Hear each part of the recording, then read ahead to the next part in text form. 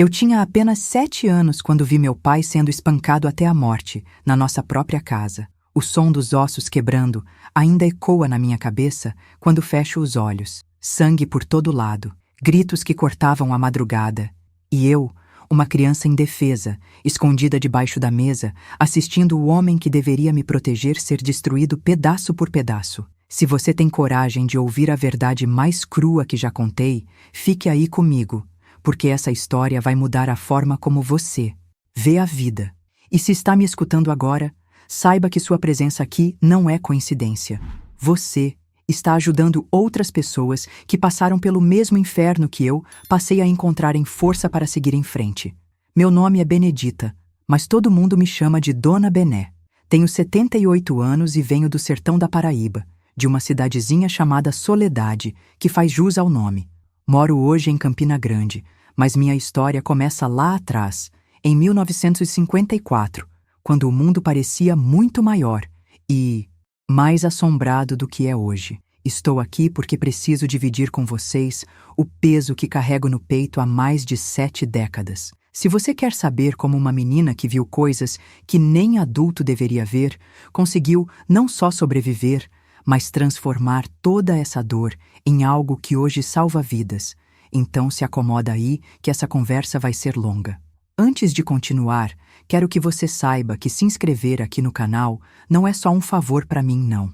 É um ato de solidariedade com milhares de pessoas que precisam ouvir histórias como a minha para saber que não estão sozinhas. Todo mês a gente sorteia presentes especiais para os inscritos que mais comentam e deixam like, mas é só para quem está inscrito mesmo, viu? É rapidinho.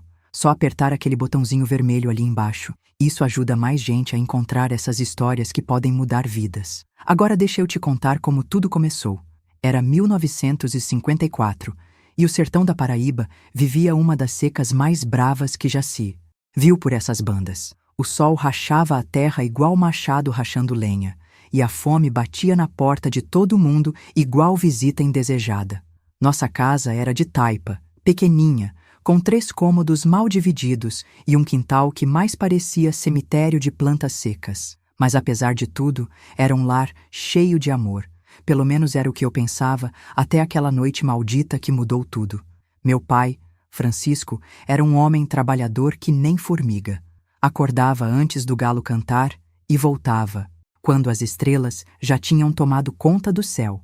Trabalhava numa fazenda de algodão que ficava a 2 léguas de casa, ganhando uma miséria que mal dava para comprar farinha e feijão. Mas ele nunca reclamava, nunca deixava a cabeça baixar. Sempre chegava em casa com um sorriso no rosto e uma história diferente para me contar antes de dormir. As mãos dele eram ásperas que nem lixa, mas quando passava no meu cabelo, era o toque mais suave do mundo. Minha mãe, Socorro, era uma mulher de fibra, daquelas que aguentava o mundo nas costas sem gemer. Costurava para fora, bordava enxovais de noiva e ainda cuidava da casa, de mim e de tudo mais que aparecesse. O cheiro do café que ela fazia de manhã cedo, misturado com canela e rapadura, é uma das lembranças mais doces que tenho daquela época. Ela cantarolava enquanto trabalhava, uma voz fininha que parecia passarinho, e isso fazia nossa casinha parecer um palácio. E tinha meu irmão, Valdeci, 5 anos mais velho que eu, que era meu herói, meu protetor, meu exemplo de tudo. Ele trabalhava junto com meu pai na fazenda, apesar dos 12 anos, porque menino pobre naquela época ou trabalhava ou morria de fome. Mas mesmo cansado, mesmo com as mãos em carne viva de tanto pegar na enxada, ele sempre arranjava tempo para brincar comigo, para me ensinar as letras que aprendia na escola, para me fazer rir quando o mundo parecia pesado demais para os meus ombros pequenos. Nossa vida era simples, mas tinha uma alegria que hoje eu sei que vale mais que todo o ouro do mundo. Domingo de manhã, íamos para a missa na igrejinha do centro, onde Padre Joaquim falava de esperança e de dias melhores. À tardinha, toda a família se sentava na varanda para ver o sol se pôr, e meu pai contava causos que faziam minha mãe rir tanto que chegava a chorar. Eram momentos de paz que hoje eu guardo no coração igual tesouro, porque logo eles iam acabar para sempre. Tudo começou a desandar em junho de 1954, quando a Seca apertou de vez e o dono da fazenda dispensou metade dos trabalhadores. Meu pai e Valdeci foram alguns dos que perderam o serviço. De um dia para o outro, nossa única fonte de renda desapareceu igual água no chão rachado. Lembro do desespero no rosto da minha mãe quando meu pai chegou em casa com a notícia. Foi como se o chão tivesse sumido debaixo dos nossos pés. Os dias que se seguiram foram de uma agonia que parecia não ter fim. Meu pai saía de manhã cedo procurando trabalho, qualquer trabalho, por mais longe que fosse, por mais pouco que pagasse. Voltava sempre de cabeça baixa, com as esperanças mais murchas que as plantas do quintal. Minha mãe tentava esticar a comida, fazendo um punhado de feijão render para o dia todo, misturando farinha com água para enganar a fome que rugia na barriga de todo mundo. Foi nessa época de desespero que Geraldo apareceu em nossas vidas. Ele era cunhado de um vizinho nosso e tinha uma venda pequena no centro da cidade.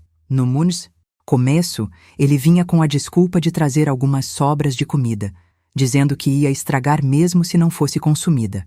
Minha mãe, fragilizada pela necessidade e pela preocupação, via nele uma bênção do céu. Geraldo era um homem de uns 40 anos, baixinho, meio gorducho, com um jeito de falar macio que enganava qualquer um. Tinha uns dentes ruins e um hálito que cheirava a cachaça, misturada com cigarro. Mas minha mãe não reparava nessas coisas.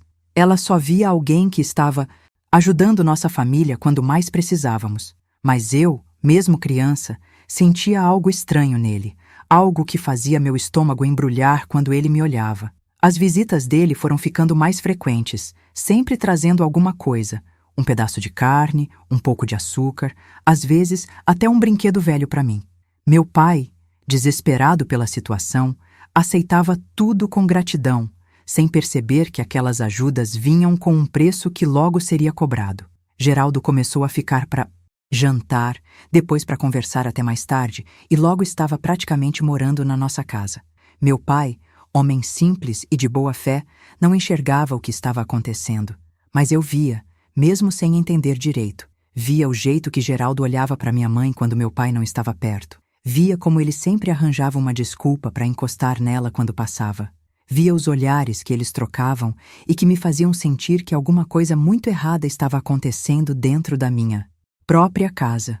A situação foi se deteriorando devagar, como o veneno que vai matando aos poucos. Geraldo começou a trazer cachaça para os homens beberem à noite, dizendo que era para espantar os problemas. Meu pai, que nunca tinha sido de beber, começou a aceitar uns goles, depois uns copos, depois garrafas inteiras. A bebida mudava ele, fazia ele ficar diferente, mais agressivo, mais perdido. E Geraldo sempre lá, enchendo o copo dele, incentivando, empurrando meu pai cada vez mais fundo naquele buraco. As brigas começaram pequenas, discussões bobas sobre coisas sem importância, mas foram crescendo, ficando mais feias, mais violentas.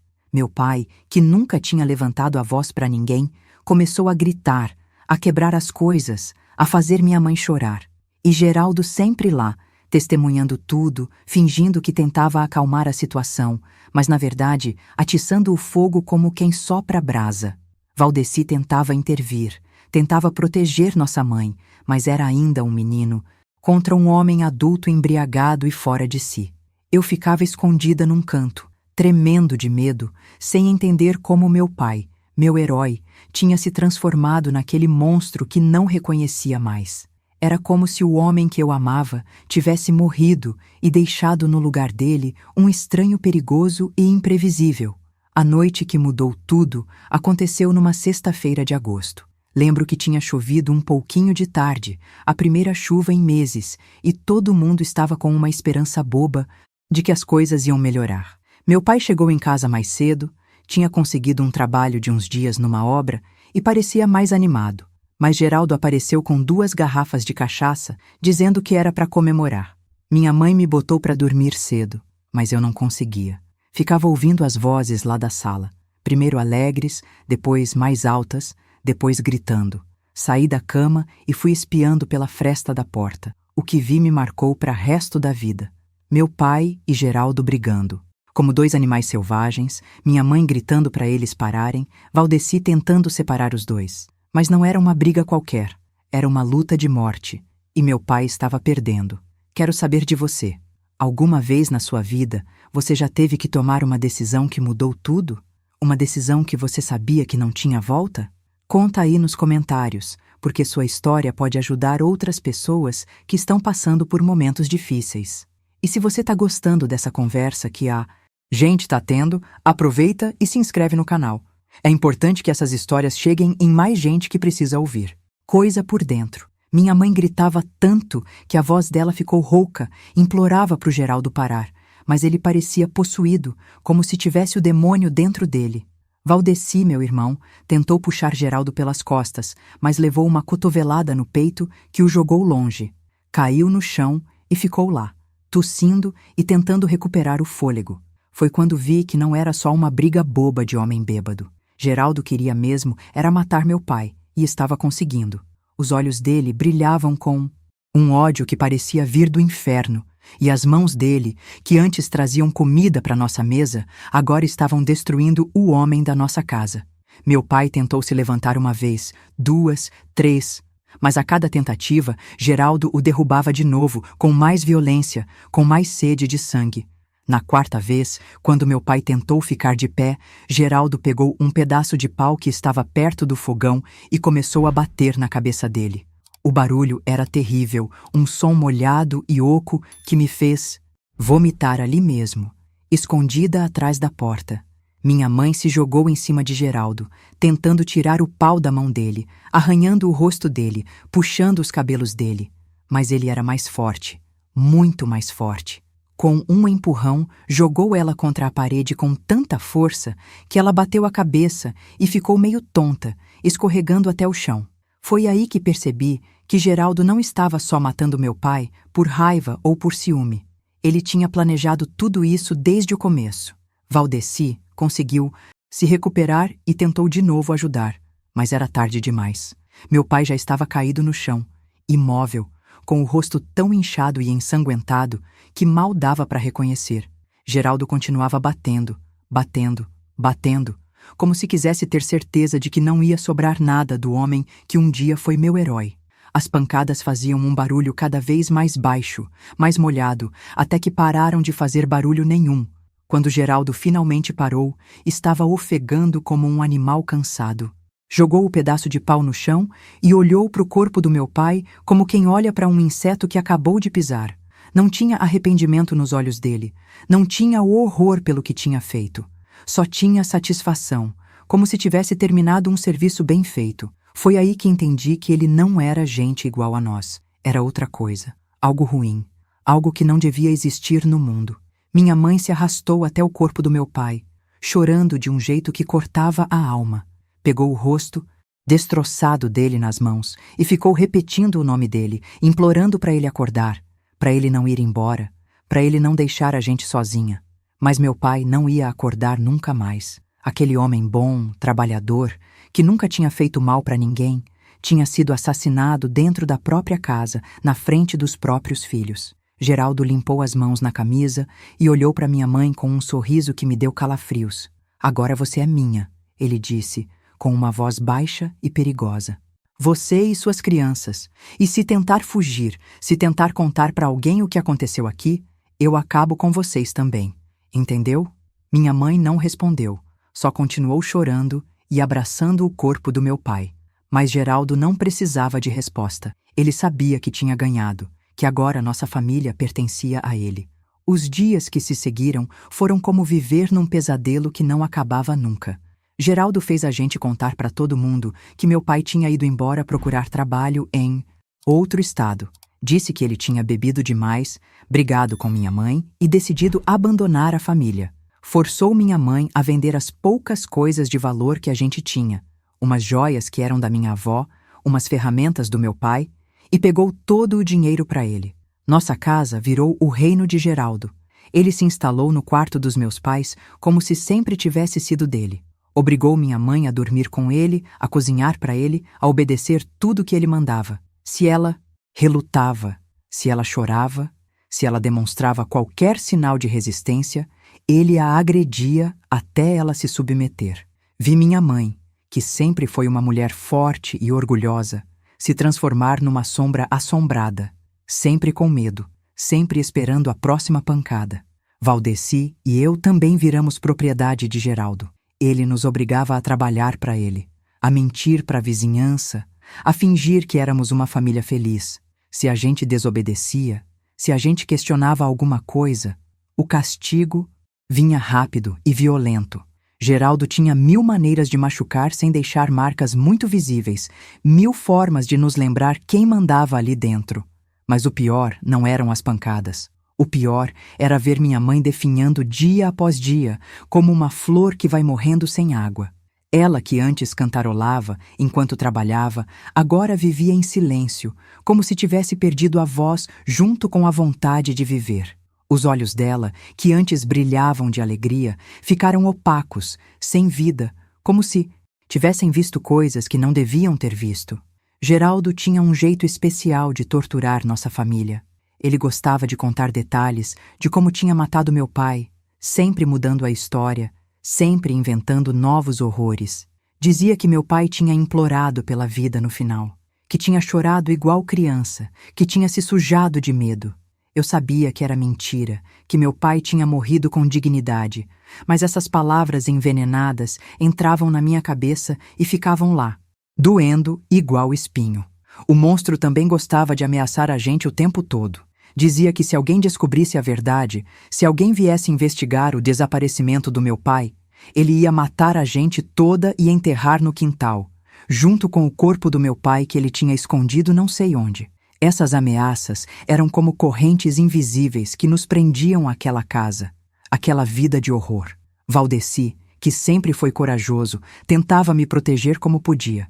Quando Geraldo vinha com raiva para cima de mim, meu irmão se colocava na frente, levava as pancadas no meu lugar. Quando eu chorava de noite, lembrando do meu pai, Valdeci me abraçava e sussurrava que um dia a gente ia escapar, que um dia a justiça ia chegar para Geraldo. Mas os dias passavam e essa justiça não vinha, e nossa esperança ia minguando igual vela no vento. A fome também virou nossa companheira constante. Geraldo gastava o pouco dinheiro que tinha com cachaça e jogos, deixando a gente sem comida, por dias seguidos. Quando conseguíamos alguma coisa para comer, era sempre o que sobrava depois que ele se servia. Muitas vezes era só farinha com água, às vezes nem isso. Meu corpo de criança foi defininhando, ficando só pele e osso, e as roupas que antes me serviam agora ficavam enormes. Mas o que mais me machucava era ver o sofrimento da minha mãe.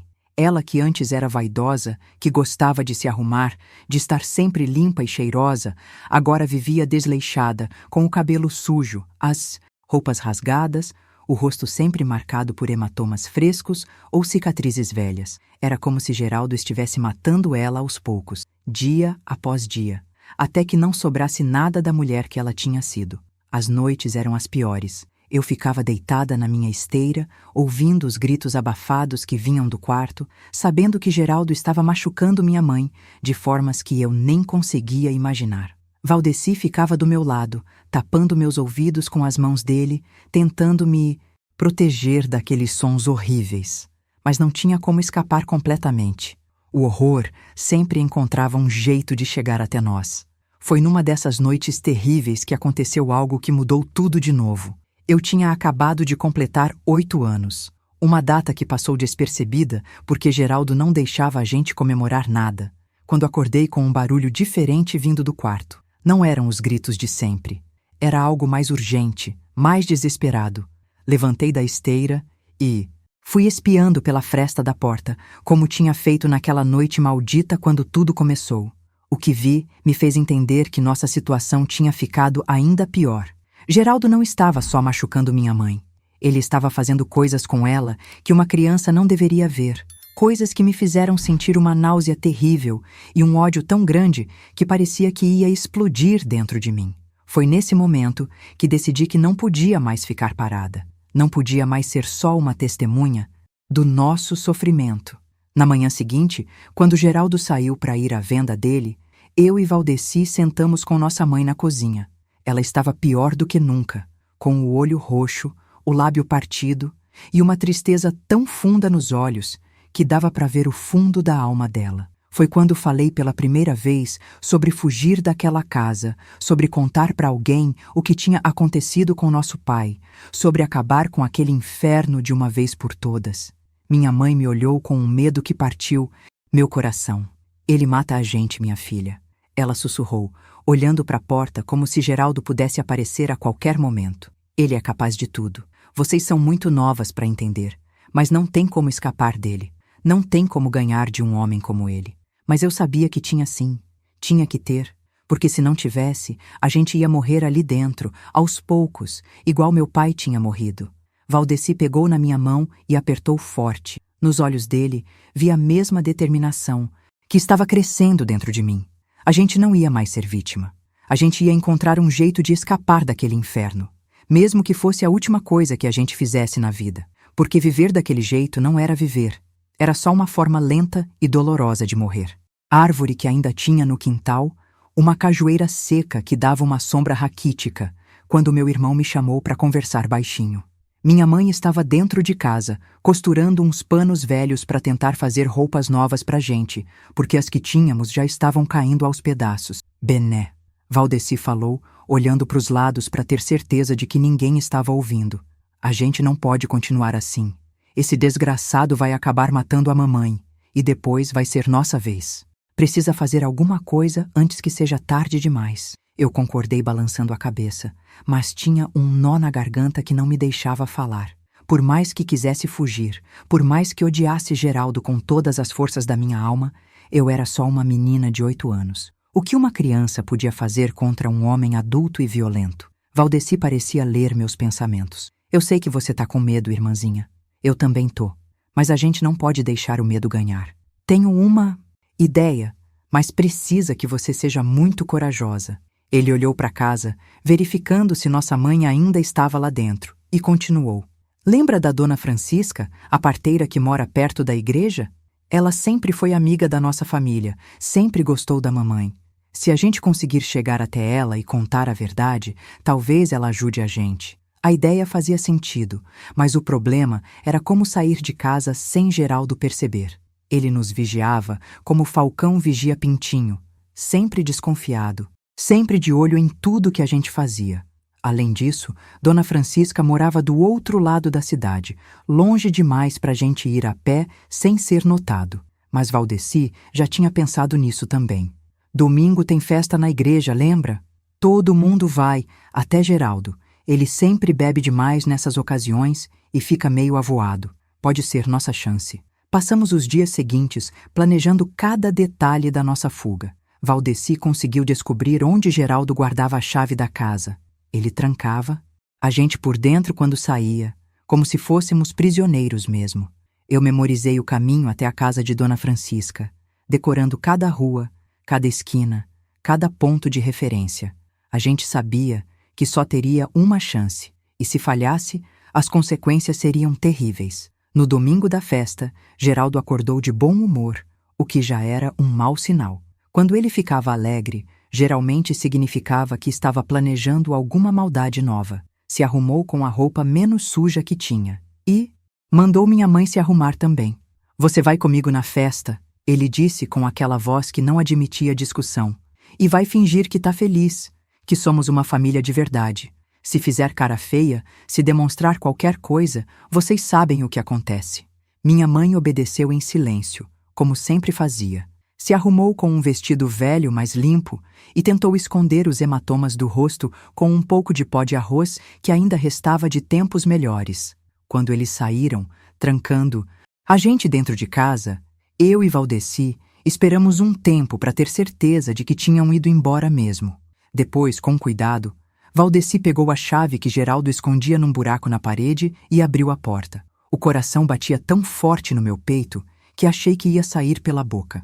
Era a primeira vez em meses que saía de casa sem a vigilância de Geraldo. A primeira vez que respirava ar livre sem medo. Mas não era hora de comemorar. Tínhamos que chegar até Dona Francisca, contar tudo para ela e torcer para que ela acreditasse na nossa história e quisesse nos ajudar. O caminho até a casa dela pareceu eterno. Cada pessoa que via na rua me fazia tremer, achando que era Geraldo voltando para casa mais cedo. Cada barulho de passarinho, Cada latido de cachorro, cada voz distante me fazia pular de susto. Valdeci segurava minha mão com força, tentando me dar coragem, mas eu sentia que ele também estava morrendo de medo. A gente caminhava rápido, quase correndo, como se o diabo estivesse atrás de nós. Quando finalmente chegamos na casa de Dona Francisca, uma casinha pequena, mas bem cuidada, com um jardim cheio de ervas medicinais na frente, eu estava suando frio e tremendo igual vara verde. Valdeci bateu na porta com delicadeza, e quando ela abriu, a expressão no rosto dela mudou na mesma hora. Ela nos conhecia desde pequenos. Sabia que alguma coisa estava muito errada para a gente aparecer lá daquele jeito, com cara de desespero e terror. Meu Deus do céu, O que aconteceu com vocês? Ela perguntou, nos puxando para dentro da casa e fechando a porta rapidinho. Dona Francisca era uma mulher de uns 60 anos, pequenina mas forte, com cabelos brancos sempre presos num coque e olhos bondosos que pareciam enxergar a alma da gente. Ela nos fez sentar na cozinha dela e trouxe um copo d'água para cada um, porque a gente estava claramente precisando. Foi aí que Valdeci começou a contar tudo. Falou da morte do nosso pai, de como Geraldo tinha matado ele a pau, de como estava mantendo nossa família como prisioneira, de todos os horrores que a gente tinha passado nos últimos meses. Eu fiquei em silêncio, só confirmando com a cabeça quando Dona Francisca olhava para mim, porque não conseguia falar. As palavras ficavam presas na garganta, misturadas com lágrimas e soluços. Dona Francisca ouvia tudo com uma expressão de horror crescente no rosto. Quando Valdeci terminou, ela ficou uns instantes em silêncio, digerindo tudo que tinha ouvido. Depois, se levantou da cadeira, veio até nós e nos abraçou forte, como se quisesse nos proteger de todo o mal do mundo. Meus filhos, ela sussurrou, vocês passaram por um inferno que ninguém deveria passar, mas agora vocês estão seguros aqui comigo. Ela nos disse que conhecia Geraldo de vista, sabia que ele era um homem ruim, mas nunca imaginou que fosse capaz de tamanha crueldade. Prometeu que ia nos ajudar, que ia arranjar um jeito de tirar nossa mãe daquela situação e fazer justiça pela morte do nosso pai. Mas primeiro, precisava pensar numa forma de fazer isso sem colocar nossas vidas em perigo ainda maior. Vocês vão ficar aqui comigo hoje, ela disse. Amanhã de manhã cedo, vamos até a delegacia e vamos contar tudo pro delegado. Sei que ele é um homem honesto, que vai fazer a coisa certa. Por um momento, senti uma esperança tão grande que chegou a doer no peito. Finalmente, alguém ia nos ajudar. Finalmente, o pesadelo ia acabar.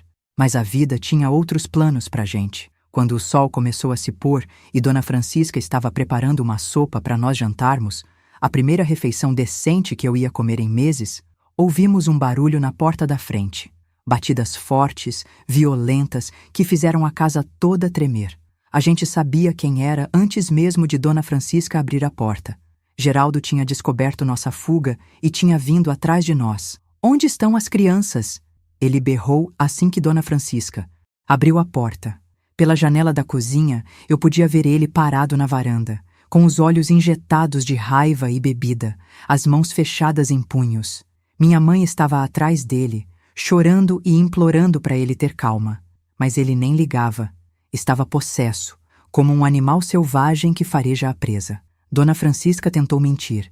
Disse que não sabia de criança nenhuma, que estava em casa sozinha o dia todo. Mas Geraldo não era bobo. Empurrou ela para dentro da casa e começou a vasculhar. Tudo, quebrando os móveis, jogando as coisas no chão, gritando que sabia que a gente estava ali escondido. Eu e Valdeci nos agarramos um no outro, tremendo atrás do fogão onde tínhamos nos escondido, sabendo que era questão de tempo até ele nos encontrar. Quando Geraldo nos achou, a fúria no rosto dele era uma coisa assombrada de se ver. Pegou a gente pelos braços com tanta força que deixou marcas roxas na pele e nos arrastou para fora da casa. Dona Francisca tentou intervir. Gritou que ia chamar a polícia, mas Geraldo riu na cara dela. Chama sim, velha intrometida. Vai ver quem eles vão acreditar. Num comerciante respeitado da cidade ou numa parteira metida à besta. Ele nos levou para casa como se fôssemos sacos de farinha, nos jogando no banco de trás da carroça que tinha alugado. Minha mãe ia do lado dele, chorando baixinho e pedindo perdão por algo que nem era culpa dela. Durante todo o caminho, Geraldo falava sobre o castigo que a gente ia receber, sobre como a gente tinha sido ingrato depois de tudo que ele tinha feito pela nossa família. Quando chegamos em casa, Geraldo nos trancou no quartinho dos fundos, um lugar pequeno e escuro onde guardávamos as ferramentas quando meu pai ainda era vivo. Ficamos lá o resto da noite, ouvindo os gritos que vinham da parte da frente da casa, sabendo que nossa mãe estava pagando pelo nosso ato de rebeldia. Cada grito dela era como uma facada no meu coração, e eu me culpava por ter tentado fugir, por ter tornado as coisas ainda piores para ela. Na manhã seguinte, Geraldo nos soltou, mas as coisas tinham mudado. Agora ele nos vigiava ainda mais de perto, não nos deixava sozinhos nem por um minuto. Também mudou nossa mãe de lugar, levou ela para dormir numa rede na sala, bem na frente do quarto onde a gente dormia, para ter certeza de que não íamos tentar fugir de novo. Era como se tivéssemos nos tornado prisioneiros de verdade, numa cadeia que era nossa própria casa. Valdeci levou uma surra tão forte naquela noite que ficou dias sem conseguir se levantar direito. Eu escapei das pancadas, mas só porque Geraldo tinha outros planos para mim. Começou a me olhar de um jeito diferente, um jeito que fazia minha pele arrepiar e meu estômago embrulhar. Quando minha mãe não estava por perto, ele passava a mão no meu cabelo, no meu rosto, de um jeito que não era de pai ou de protetor. Era de algo muito pior.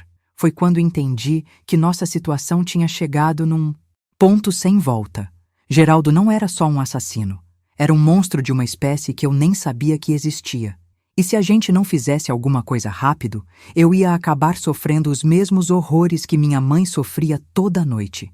Mas dessa vez, a gente não ia poder contar com a ajuda de ninguém. Dessa vez, teríamos que nos salvar sozinhos. A ser toques acidentais quando ele passava por mim na cozinha. Suas mãos grandes e ásperas começaram a encontrar desculpas para me tocar.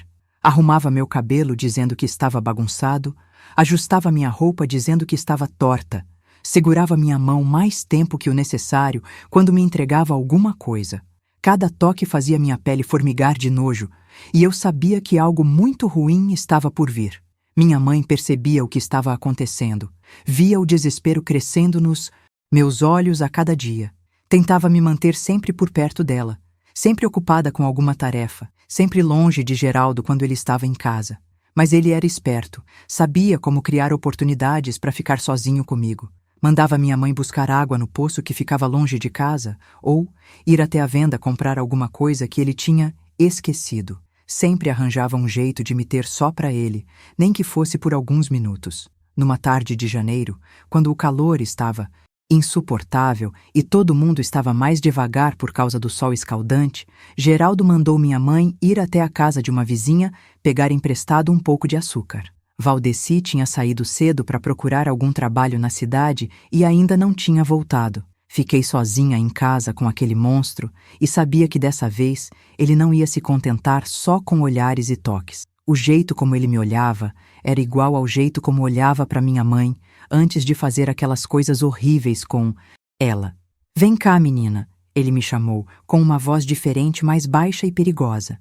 Estava sentado na cadeira da sala, com uma garrafa de cachaça do lado e aquele sorriso terrível no rosto. "Vem sentar aqui no colo do seu padrasto. Precisa conversar contigo sobre umas coisas de mulher." Meu sangue gelou nas veias. Eu sabia o que estava prestes a acontecer e sabia também que não tinha para onde correr, não tinha como escapar. Tentei inventar uma desculpa. Disse que tinha que terminar de lavar as vasilhas, que minha mãe tinha mandado eu fazer uns afazeres. Mas Geraldo não estava interessado em desculpas. Levantou da cadeira com um movimento rápido e me agarrou pelo braço, me puxando para perto dele com força. O cheiro de cachaça e suor azedo que vinha dele me deu náusea, e quando ele me puxou para o colo dele, senti que ia vomitar ali mesmo. "Você tá crescendo, viu?" ele falou, passando as mãos no meu corpo de um jeito que me fez sentir suja, violada, destruída. "Tá virando uma mocinha bonita, igual sua mãe era quando era nova. E eu vou te ensinar umas coisas que toda mocinha precisa saber."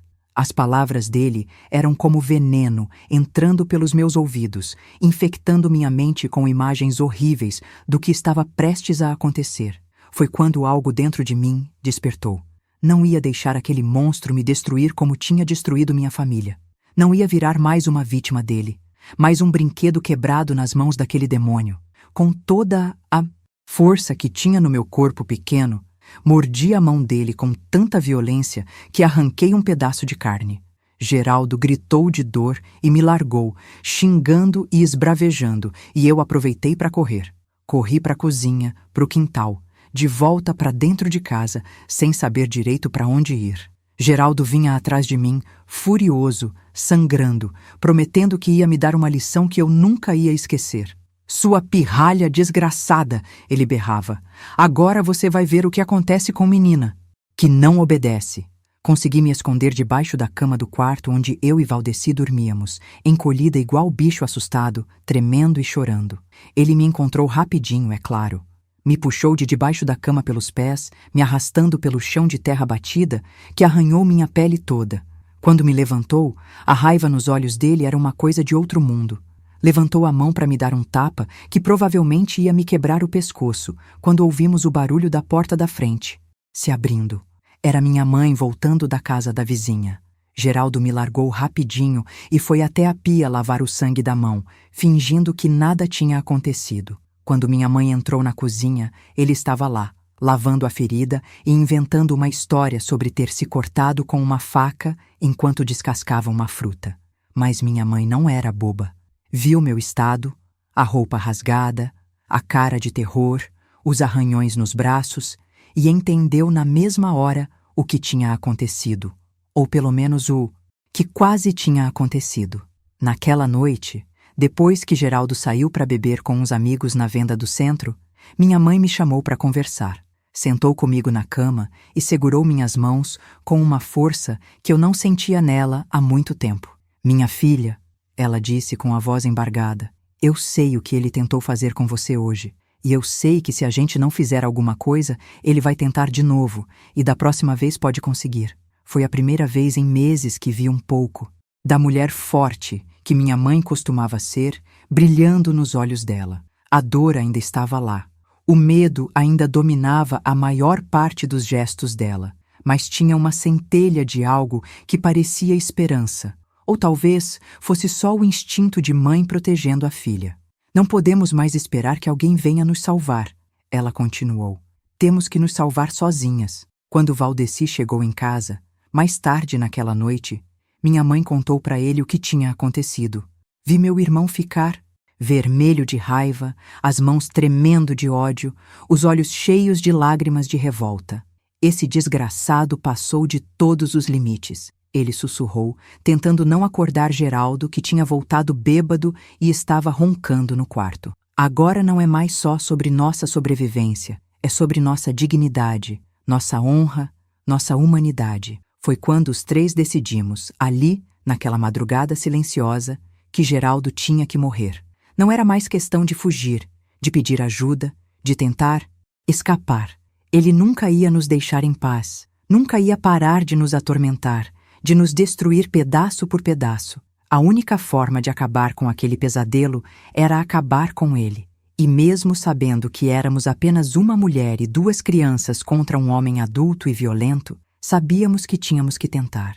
Passamos os dias seguintes planejando. Valdeci descobriu onde Geraldo guardava uma faca grande que usava para cortar carne, uma lâmina afiada e pesada que podia causar danos sérios. Minha mãe observou os hábitos dele, decorou os horários em que ele bebia mais, quando ficava mais vulnerável.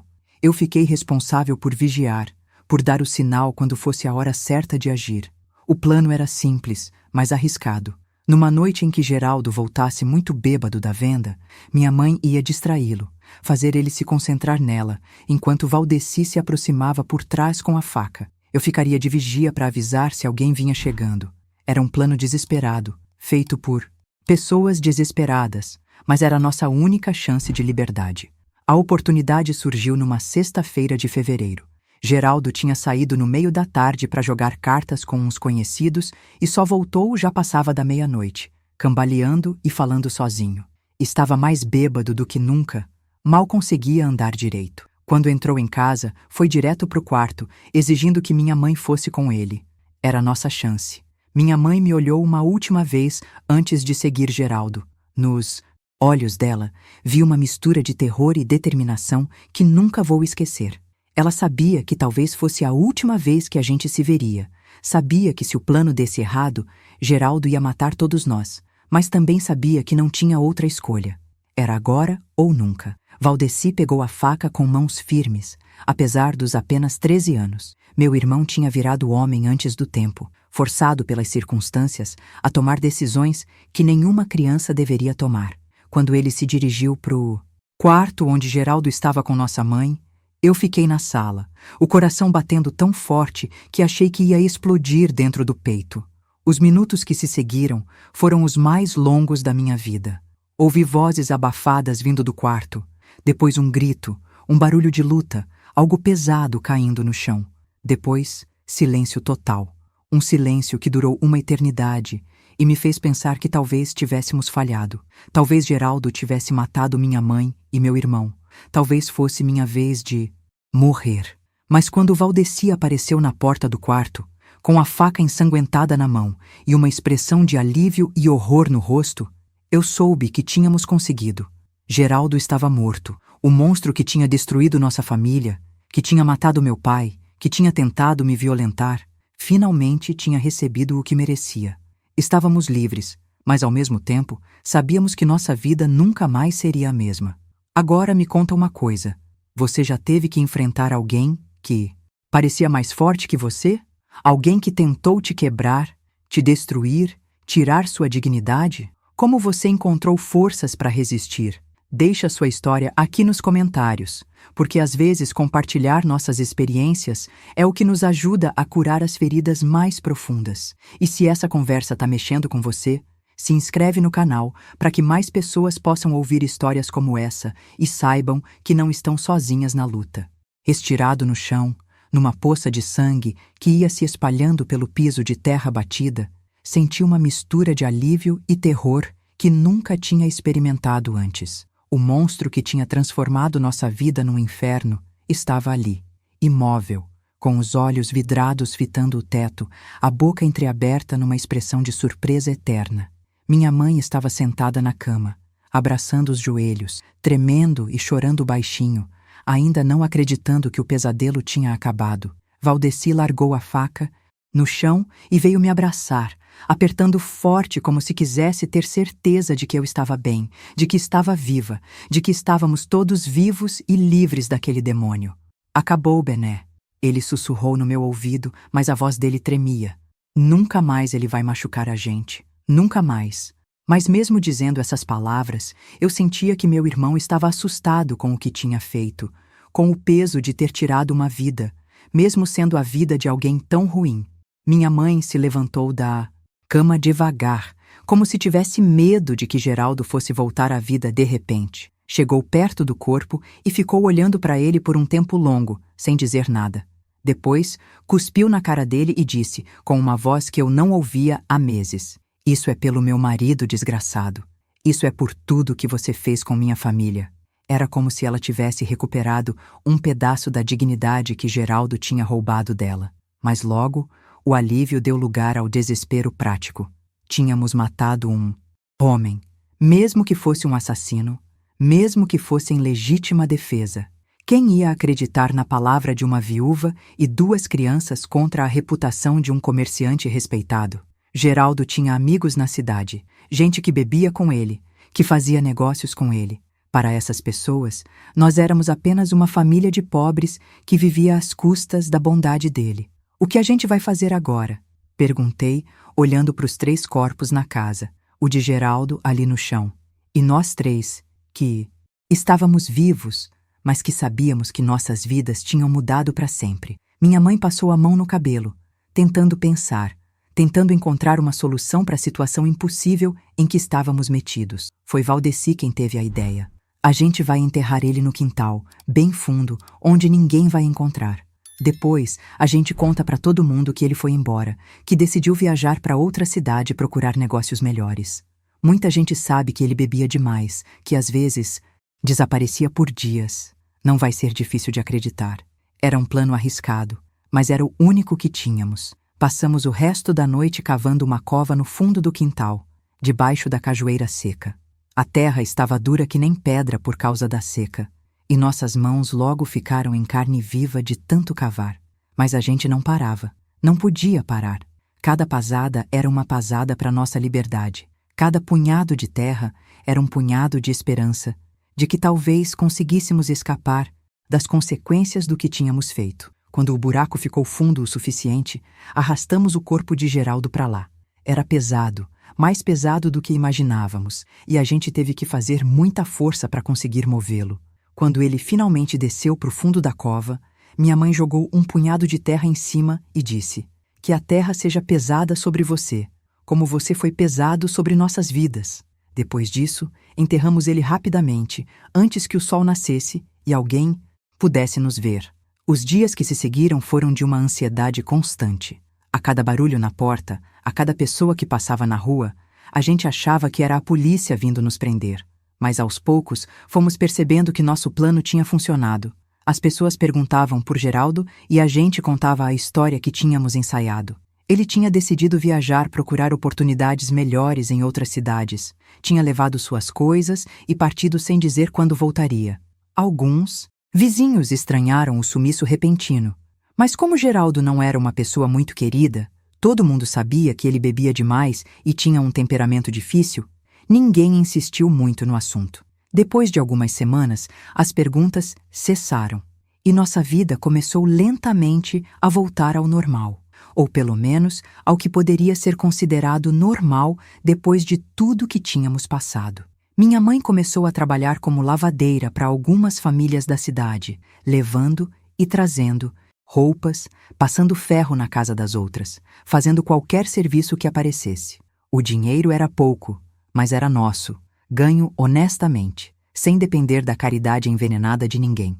Valdeci conseguiu um trabalho numa oficina mecânica, ajudando o dono a consertar carroças e ferramentas agrícolas. Eu voltei a frequentar a escola pela primeira vez em quase um ano, mas mesmo com essa aparente normalidade, nenhum de nós conseguia esquecer completamente o que tinha acontecido.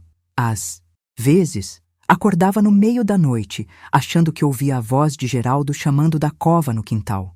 Outras vezes, sonhava com meu pai, que aparecia para me dizer que estava orgulhoso de como tínhamos nos defendido, mas que agora precisávamos encontrar paz para nossas almas feridas. Minha mãe também sofria com pesadelos e momentos de melancolia profunda.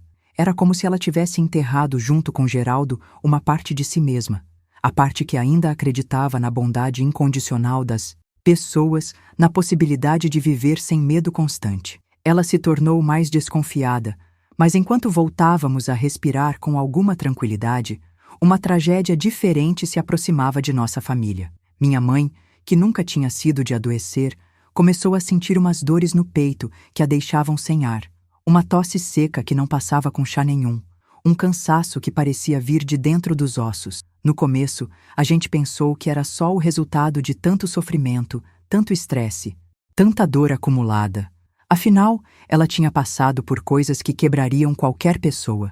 Mas as dores foram piorando, e logo ela mal conseguia trabalhar, mal conseguia ficar de pé por muito tempo. Quando finalmente levamos ela no médico da cidade, gastando os últimos trocados que tínhamos, o diagnóstico veio como um raio em dia de sol. Era o coração. Todo aquele sofrimento, toda aquela pressão, todo aquele medo tinham adoecido o coração da minha mãe de uma forma que não tinha cura. O médico disse que ela podia viver alguns meses, talvez um ano se tivesse muita sorte e tomasse os remédios certos.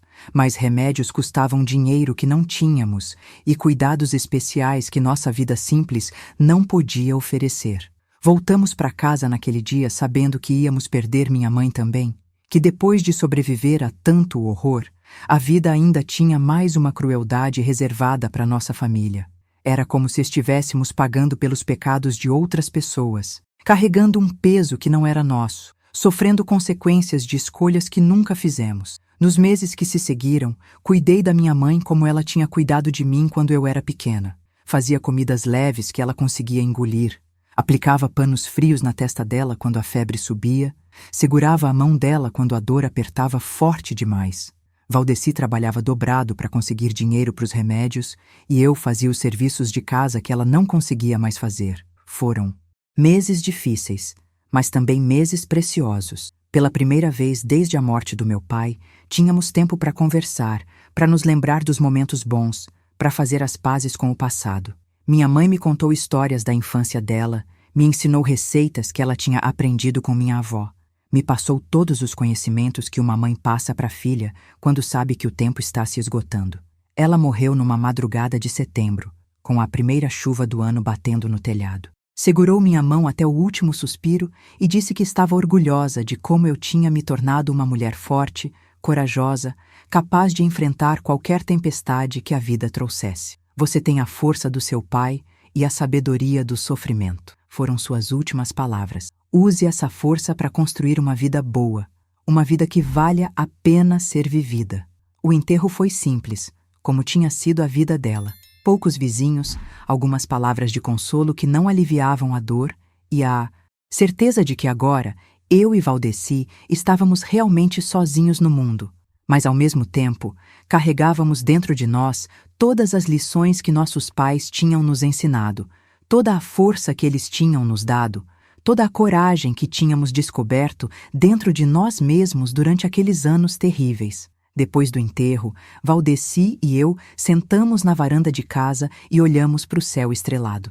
"O que a gente vai fazer agora?" eu perguntei, ecoando a mesma pergunta que tinha feito no dia da morte de Geraldo. Mas dessa vez, a pergunta não vinha do desespero. Vinha da esperança de que talvez, finalmente, pudéssemos começar a construir uma vida nova, livre do passado, livre dos fantasmas, livre para sonhar com um futuro melhor. "Vamos viver", Valdeci respondeu, passando o braço pelos meus ombros. "Vamos viver da melhor forma que conseguirmos, pelos nossos pais, por nós mesmos, por todas as pessoas que não tiveram a sorte que a gente teve de sobreviver." E foi assim, naquela noite estrelada, que começou o próximo capítulo da nossa história. Anos fazia o que podia em casa e continuava frequentando a escola, porque minha mãe tinha me feito prometer que não ia desistir dos estudos. Foi durante esse período que conhecemos Dona Severina, uma senhora viúva que morava sozinha numa casa maior do que a nossa, do outro lado da cidade. Ela tinha perdido o marido e os 2 filhos numa epidemia de febre amarela anos atrás, e desde então vivia isolada, cuidando de uma pequena criação de galinhas e de uma horta que mantinha no quintal. Quando soube da nossa situação, através do comentário de uma vizinha, ela apareceu na nossa porta numa tarde de domingo. "Ouvi dizer que vocês perderam a mãe e estão se virando sozinhos", ela disse sem rodeios. Era uma mulher pequena, mas decidida, com cabelos grisalhos sempre presos num coque apertado e olhos que pareciam enxergar a alma da gente. Uma criança não pode criar outra criança.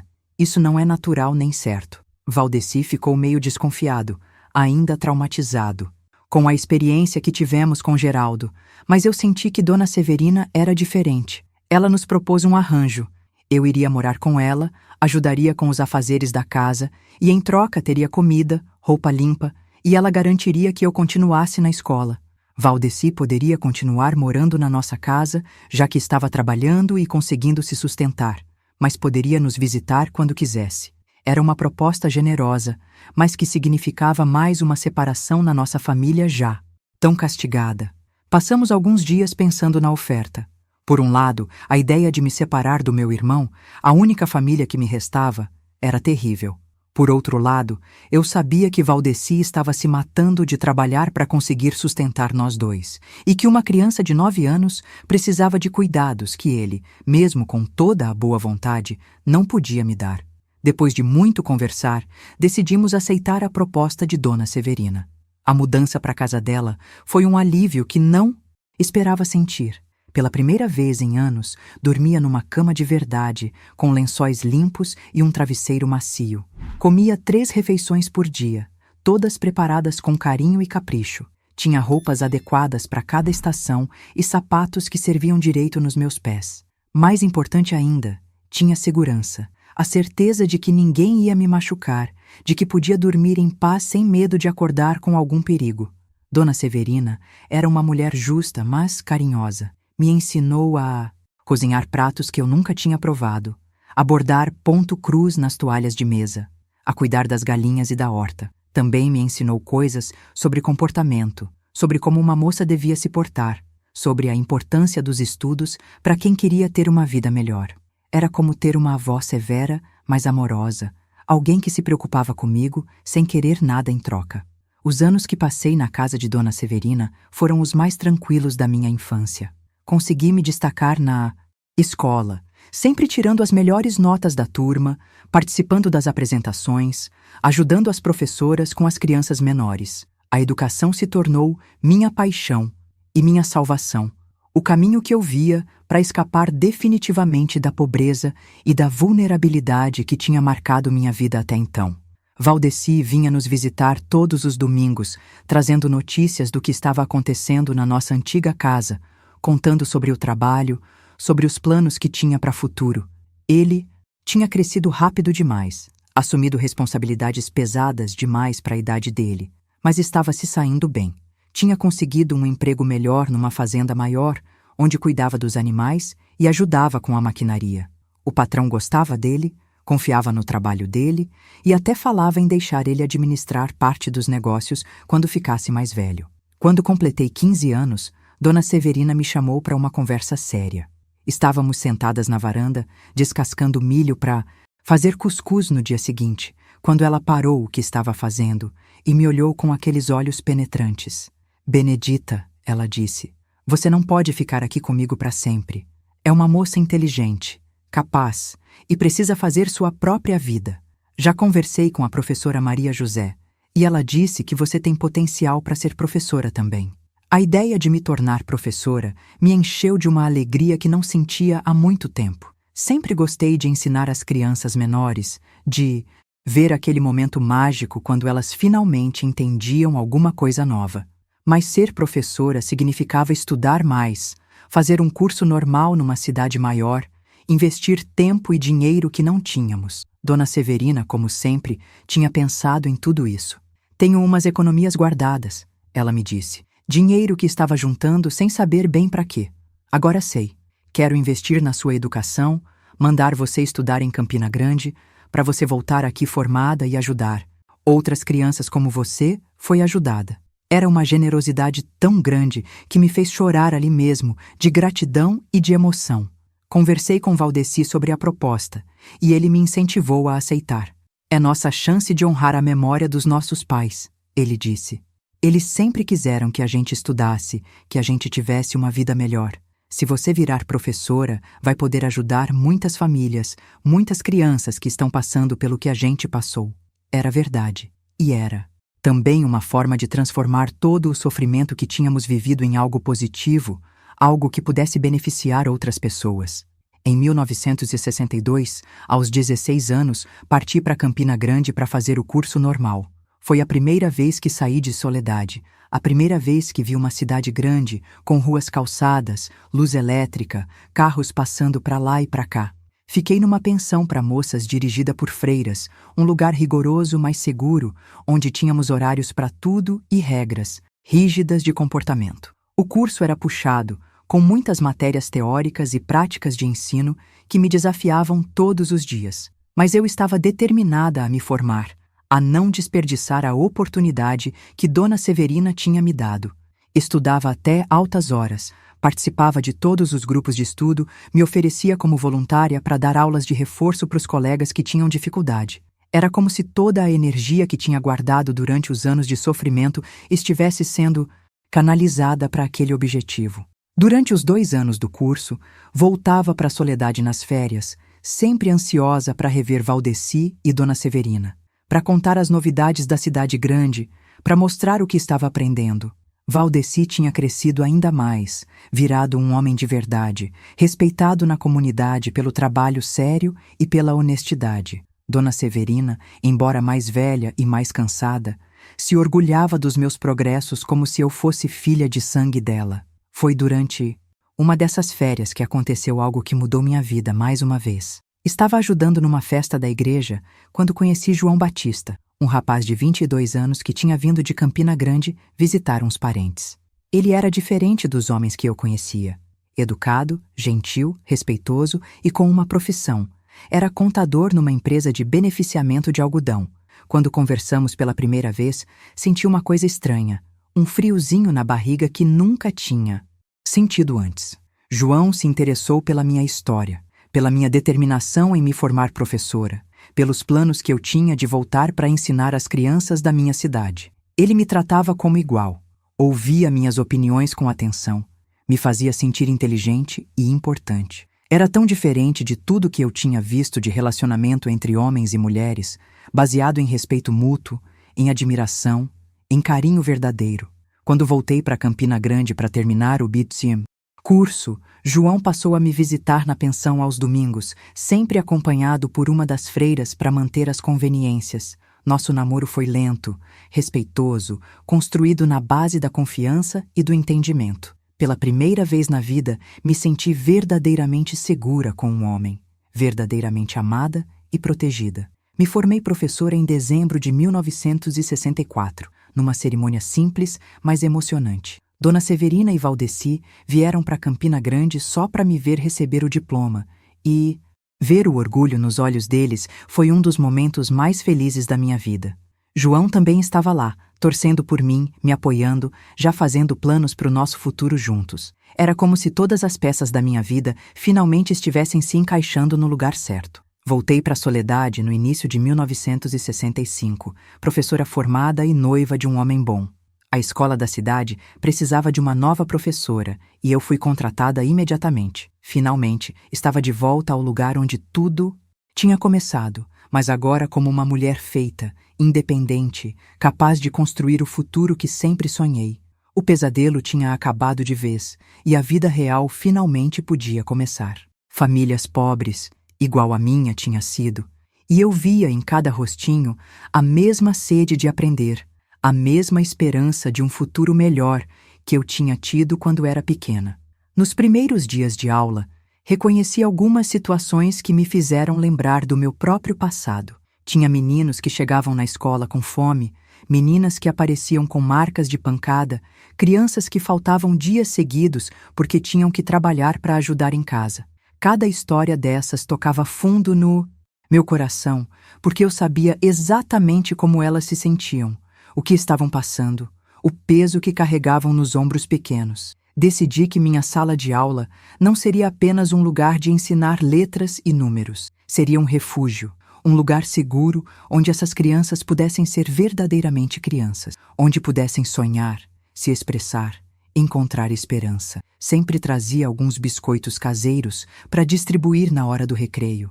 Criava atividades que despertassem a criatividade delas e, principalmente, estava sempre atenta a sinais de que alguma criança estava precisando de ajuda especial.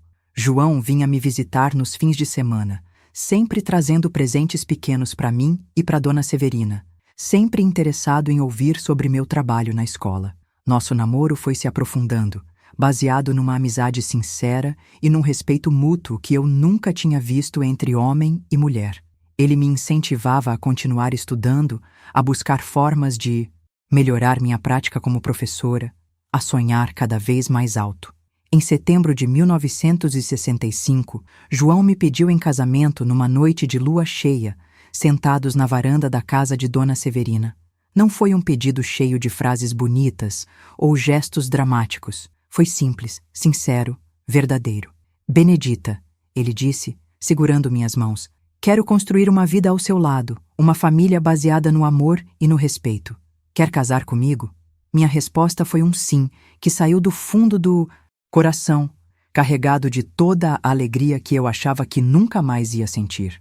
Marcamos o casamento para dezembro, depois do fim do ano letivo. Dona Severina insistiu em custear a festa, dizendo que era o presente de casamento dela para mim. Valdeci ficou responsável por me levar ao altar, assumindo o papel que nosso pai teria assumido se estivesse vivo. Era uma cerimônia simples, mas cheia de significado, porque representava não só minha união com João, mas também o fechamento definitivo de um ciclo de dor e o início de uma nova fase da minha vida. O casamento foi numa manhã de dezembro, na igrejinha onde eu havia rezado tantas vezes pedindo proteção durante os anos difíceis. Quando caminhei pelo corredor central, de braços dados com Valdeci, vestindo um vestido branco simples que Dona Severina tinha costurado especialmente para mim, senti que meus pais estavam ali comigo, orgulhosos da mulher que eu tinha me tornado, abençoando minha felicidade. João e eu fomos morar numa casa pequena, mas confortável, em Campina Grande, onde ele trabalhava. Era a primeira vez que eu tinha uma casa verdadeiramente minha, um lar que ninguém podia tirar de mim, onde eu era dona das minhas próprias decisões.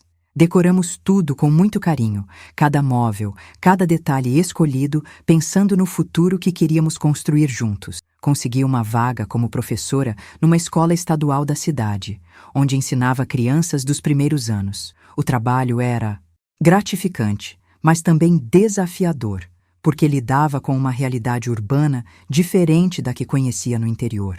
Muitas crianças vinham de famílias desestruturadas, outras sofriam com a pobreza extrema dos bairros periféricos.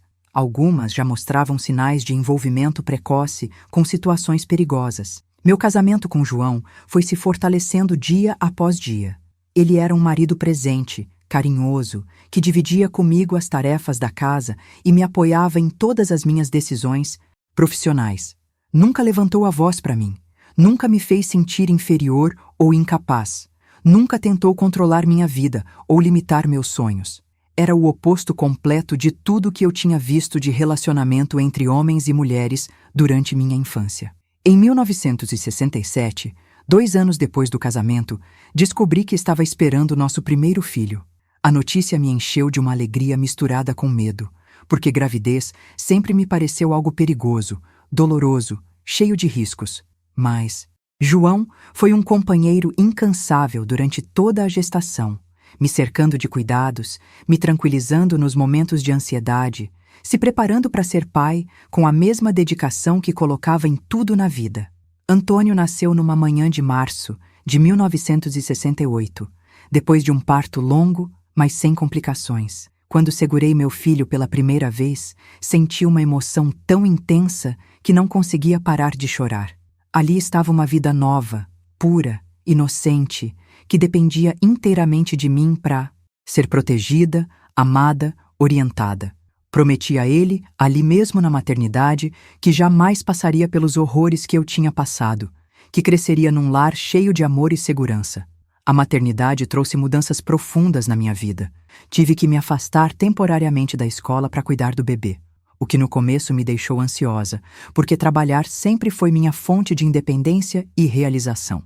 Mas logo descobri que cuidar do meu filho era tão gratificante quanto ensinar. Que via crescer dia após dia era uma experiência única e maravilhosa. João se revelou um pai dedicado e presente, sempre disposto a ajudar com os cuidados do bebê, a acordar de madrugada quando Antônio chorava, a trocar fraldas e dar mamadeira sem reclamar. Era um pai muito diferente dos homens da geração anterior, que consideravam cuidado de criança coisa de mulher. João entendia que ser pai era uma responsabilidade compartilhada, um compromisso de amor e dedicação. Quando Antônio completou 1 ano, voltei a trabalhar, conseguindo uma vaga numa escola mais próxima de casa. Dona Severina, que tinha se mudado para Campina Grande para ficar perto de nós, se ofereceu para cuidar do neto durante o dia. Era o arranjo perfeito. Meu filho ficava com alguém de total confiança. Eu podia continuar exercendo minha profissão, e Dona Severina tinha a companhia e o propósito que tanto fazia falta na vida dela. Em 1970, veio nossa segunda filha, Maria da Conceição, que desde Donozés pequena mostrou uma personalidade forte e determinada. Se Antônio era um menino tranquilo e observador, Conceição era pura energia, sempre mexendo em tudo, sempre fazendo perguntas, sempre testando os limites. Criar 2 filhos pequenos ao mesmo tempo que trabalhava como professora não era fácil, mas eu tinha o apoio fundamental de João e de Dona Severina. Nossa vida seguia numa rotina tranquila e feliz. João progredia na carreira, conseguindo cargos melhores e salários que nos guiam. Permitiam viver com dignidade. Eu me realizava como professora e como mãe, sentindo que estava cumprindo meu propósito na vida. As crianças cresciam saudáveis e felizes, cercadas de amor e cuidado. Valdeci nos visitava regularmente, trazendo sempre presentes para os sobrinhos e histórias da vida no interior.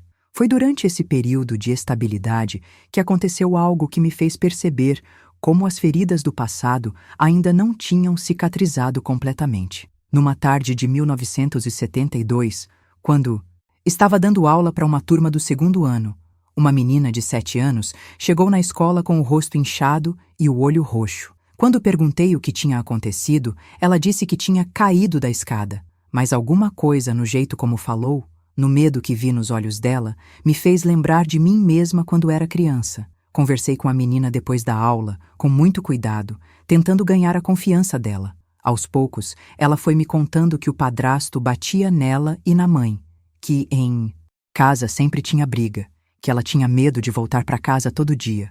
Era como se eu estivesse ouvindo minha própria história sendo contada por uma voz pequena e assustada. Naquela noite, não consegui dormir. Ficava pensando na menina, na situação que ela estava vivendo, na sensação de impotência que eu conhecia tão bem. Conversei com João sobre o caso e ele me apoiou quando decidi que tinha que fazer alguma coisa. Não podia deixar uma criança passar pelo mesmo inferno que eu tinha passado, não quando eu tinha o conhecimento e a posição para ajudar. Foi assim que começou meu envolvimento com casos de violência doméstica. Comecei a ficar mais atenta aos sinais, a conversar com outras professoras sobre a importância de denunciar situações suspeitas, a estudar sobre o assunto para entender melhor como ajudar. Era como se minha experiência pessoal estivesse encontrando um propósito maior, uma forma de transformar a dor em proteção para outras pessoas. O caso da menina terminou bem. Conseguimos acionar os órgãos competentes, a criança foi retirada da situação de risco e o padrasto foi punido. Mas esse caso me mostrou que havia muitas outras crianças na mesma situação, muitas famílias sofrendo em silêncio, muitas histórias como a minha se repetindo todos os dias.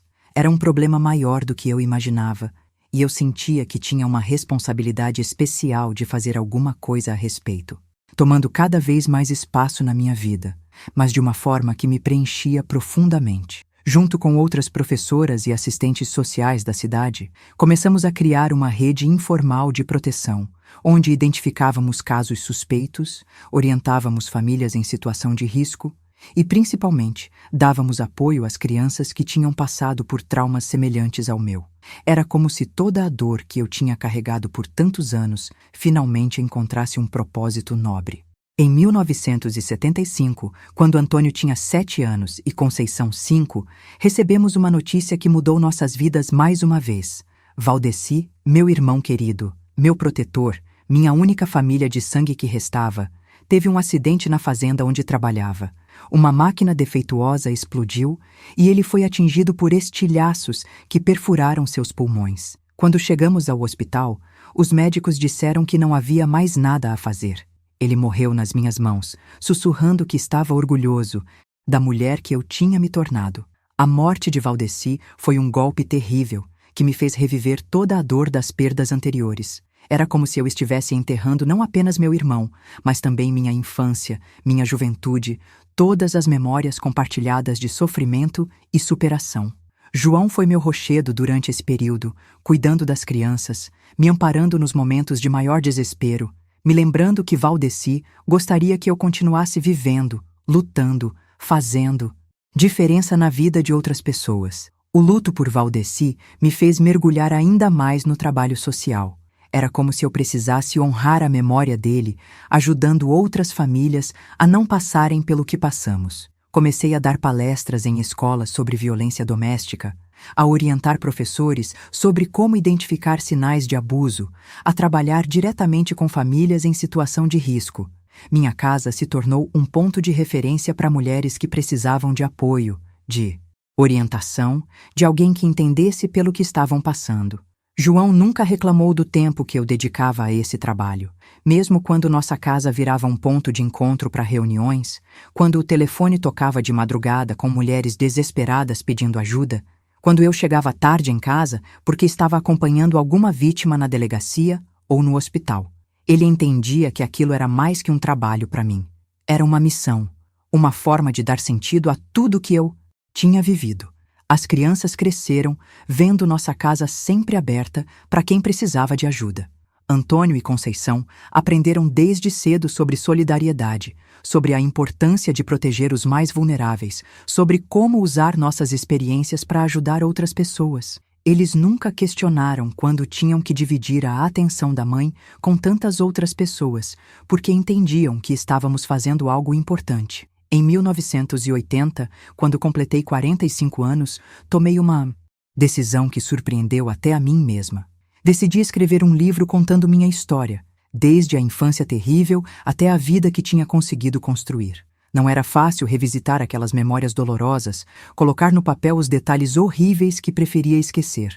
Mas eu sentia que minha história podia inspirar outras pessoas, mostrar que é possível sobreviver e prosperar mesmo depois de passar pelos piores horrores. Escrever o livro foi um processo de cura profunda. Cada capítulo era como uma terapia, uma forma de processar traumas que ainda carregava, de encontrar significado em experiências que por muito tempo pareceram apenas crueldade gratuita do destino. João me ajudou com a revisão. As crianças deram sugestões sobre partes que achavam importantes, e Dona Severina, já com mais de 80 anos, mas ainda lúcida, me ajudou a relembrar detalhes que minha memória tinha suprimido. O livro foi publicado por uma editora pequena de Campina Grande em 1982, com o título Das Trevas à Luz, uma história de sobrevivência. Não esperava muito dele, talvez só a satisfação pessoal de ter registrado minha jornada. Mas, para minha surpresa, o livro encontrou um público ávido por histórias de superação.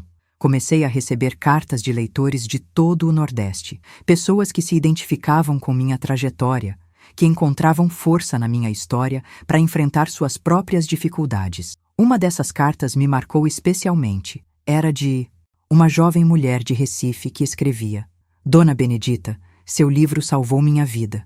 Eu estava num relacionamento violento, achando que não tinha saída, que era meu destino sofrer. Sua história me mostrou que é possível escapar, recomeçar, ser feliz. Saí de casa, denunciei meu agressor e hoje estou reconstruindo minha vida. Obrigada por ter tido a coragem de contar sua verdade. Aquela carta me fez chorar de emoção e me confirmou que todo o sofrimento que passei tinha valido a pena se pudesse evitar que outras pessoas passassem pelo mesmo. O sucesso do livro me levou a palestras em universidades, eventos sobre direitos da mulher, conferências sobre violência doméstica. Aos poucos, me tornei uma referência no assunto, não por formação acadêmica, mas pela experiência vivida, pela credibilidade de quem passou pelo problema e conseguiu superá-lo. Era estranho e gratificante ao mesmo tempo ver como minha história pessoal tinha se tornado uma ferramenta de transformação social. Nos anos que se seguiram, dediquei-me cada vez mais a esse trabalho de conscientização e apoio.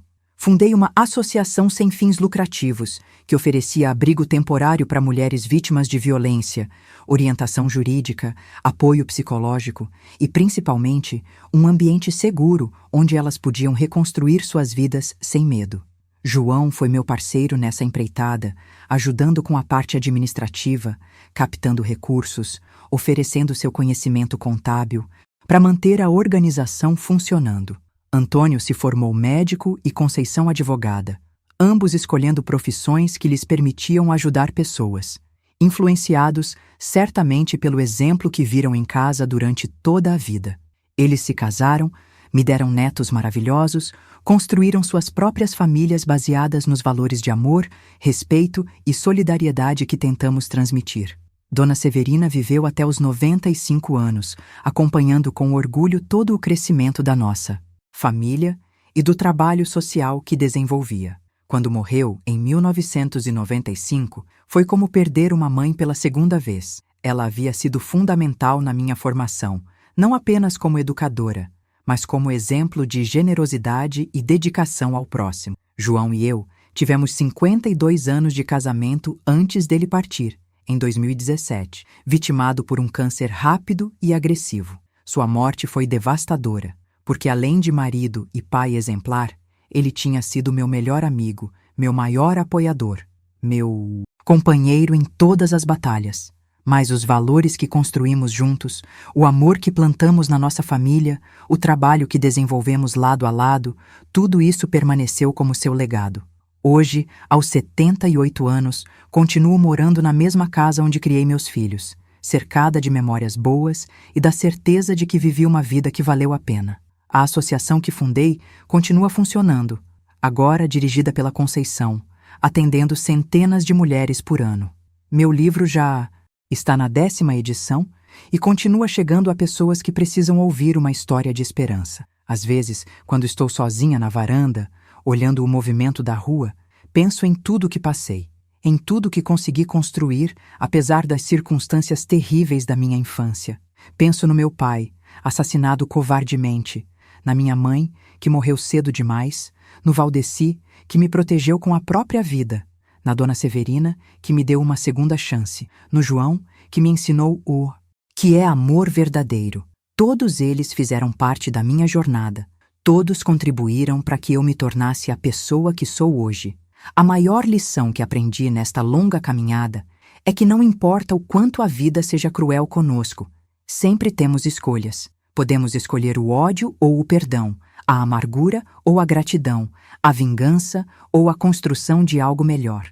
Eu escolhi transformar minha dor em força, meu sofrimento em sabedoria, minha experiência em ferramenta de ajuda para o próximo. E isso fez toda a diferença. Se você chegou até aqui, ouvindo minha história com paciência e interesse, saiba que isso significa muito para mim. Significa que ainda há pessoas dispostas a se conectar com a dor e a alegria dos outros. Ainda há esperança de que o mundo pode ser um lugar melhor. Se minha história tocou seu coração de alguma forma, se trouxe alguma reflexão, alguma esperança, alguma força para enfrentar seus próprios desafios, então, todo o sofrimento que passei valeu a pena. Quero que você se inscreva neste canal não apenas por mim, mas por todas as pessoas que ainda estão sofrendo em silêncio, que precisam saber que não estão sozinhas, que é possível sobreviver e prosperar, mesmo depois dos piores horrores. Sua inscrição ajuda essas histórias a chegarem a quem precisa ouvir. E quero muito que você compartilhe sua própria história nos comentários. Qual foi o momento mais difícil da sua vida? Como você encontrou forças para seguir em frente? O que? Aprendeu com suas dificuldades? Suas palavras podem ser exatamente o que alguém precisa ouvir hoje. Lembre-se sempre, você é mais forte do que imagina, mais resiliente do que acredita, mais capaz de transformar sua vida do que sonha. Não deixe que as circunstâncias definam quem você é. Use-as como degraus para chegar onde quer estar. E nunca, jamais, desista de acreditar que dias melhores virão. Eles sempre vêm, para quem tem coragem de lutar por eles. Obrigada por ter me ouvido, por ter compartilhado este momento comigo, por fazer parte desta comunidade de pessoas que acreditam na força da esperança. Que Deus abençoe sua vida e que você encontre sempre motivos para seguir em frente, com fé, com amor, com coragem. Um abraço carinhoso desta velha que aprendeu que a vida, apesar de tudo, é sempre um presente precioso.